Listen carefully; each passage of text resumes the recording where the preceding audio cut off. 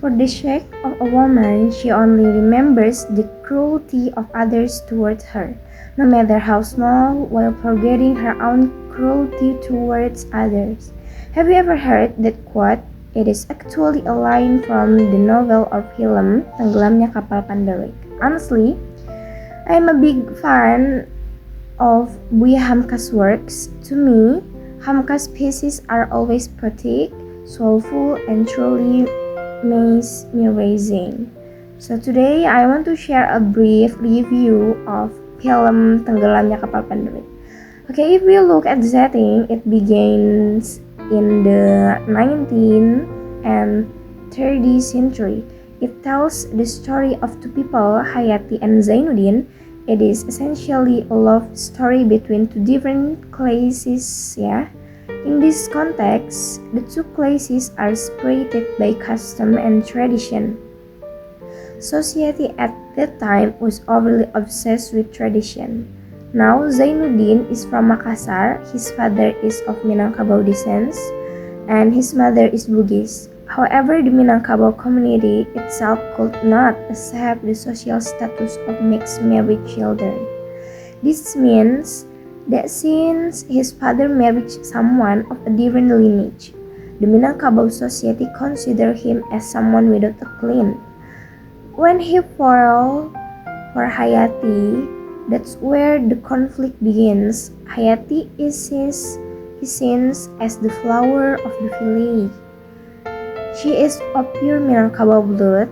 Both her father and mother are Minangkabau, so she is raised by her traditional family guardians.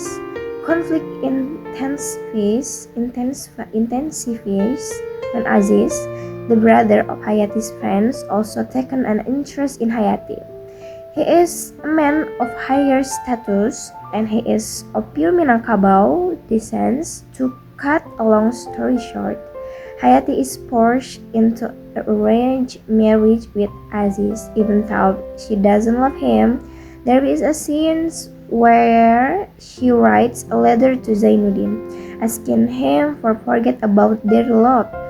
She reasons that they are both poor and that their lives wouldn't be happy without wealth. Even though she loves Zainuddin, she is still a part of her that thinks, well, wealth and status can actually bring happiness too.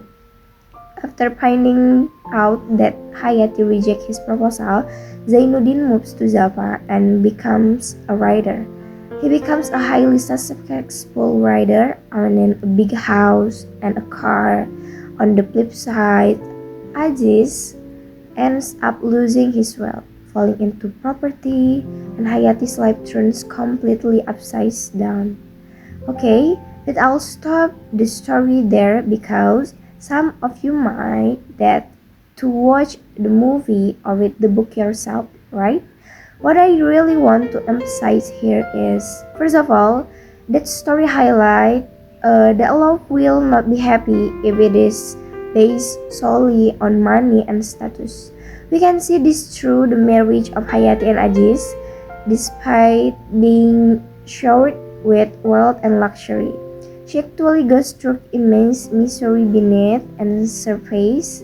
She doesn't love Aziz, she only loves what Aziz possesses. Hamkas wants to emphasize that love is something pure, a beautiful gift that needs to be nurtured and cherished, meaning it cannot be driven by pure lust or material desire if we want to cultivate true love. Secondly, Buya Hamka criticized the society in certain regions of Indonesia during the era.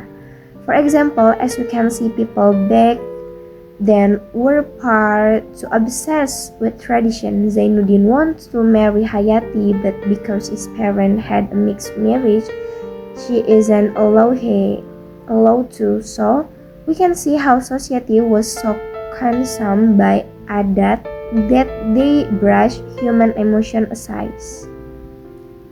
Perhaps even in today's world, there are still parents who dictate who their children should marry, right?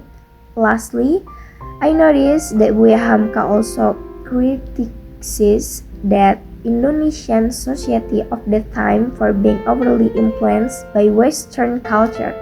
As we know, Indonesia was colonialized by the Dutch. We can see this through Aziz's lifestyle, drinking alcohol, going clubbing, partying, and kissing women around. So, those were the key points that Buya Hamka want to highlight to the society of that era.